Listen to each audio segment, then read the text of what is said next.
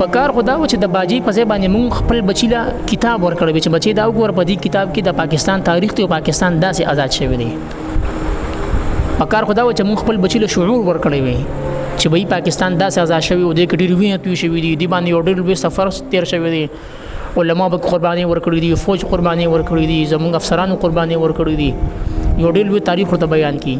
مونږ د هغې په ځای باندې باجه لاس کې ورکړو دو پیه کوي مونږ لم دماغ وخوړل او ځان لم دماغ وخوړل او دا زموږ د زوال نښه ده دا زموږ د زوال نښه ده چې زما بچی د اوس نه په باجو باندې عادت شو او دې چې کله لوی شي او دې به ته د بوډاوالي پورې دا خبره کوي چې پاکستان باجو باندې آزاد شي ځکه چې موږ د وړوکوالي نه باجې والي ځکه چې دا پته نشي پاکستان څنګه آزاد شوی دی څه دپاره آزاد شوی دی په کوم بنیاد آزاد شوی دی د دې پس منظر سو د دې مقصد سو او په دې باندې چې کوم آئین جوړ شوی دی د څه لپاره جوړ شوی دی کوم قرارداد مقاصد پیښ شوی هغه ولې پیښ شوی دی د پاکستان جنډه چا خې جوړې ده دا یو ډېر پس منظر دی زموږ خدا څومره کال وشو 77 سال وشو 77 سال زموږ د ازادي وشو دا خو یو ډېر لوی تاریخ دی د نیمه لکه پوکم یو صدی چې کم دی دا مونږ واله پاکستان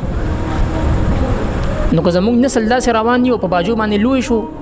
د خپل نو ستم دا وی چې بچي مونږ چې پیدا شوي یو او پلار له پلاس کې دا پونکی راکړی دی پیه پیه کو بس نو مونږ ته پته نشته چې د ازادي څه ته وایي دا ډېر خراب او ډېر ښه مرض دی د ځان وساتئ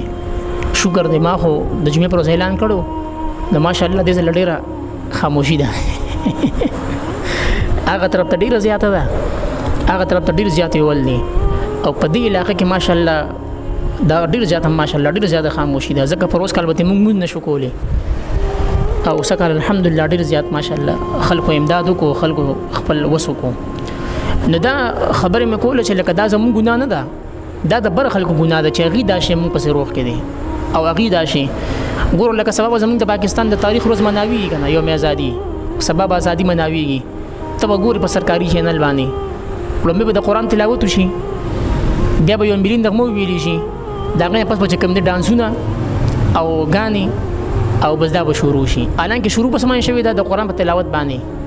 بیا به کې څه کېږي بیا به کې چې کوم دی نو پرفارمنس کېږي په ګډا به کې کېږي نغمې به کې ویلې کېږي ګانې به کې ویلې کېږي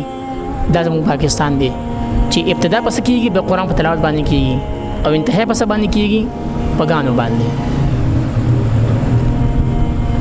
مونږ الله پاک داسې حکمران راکړي دي ښه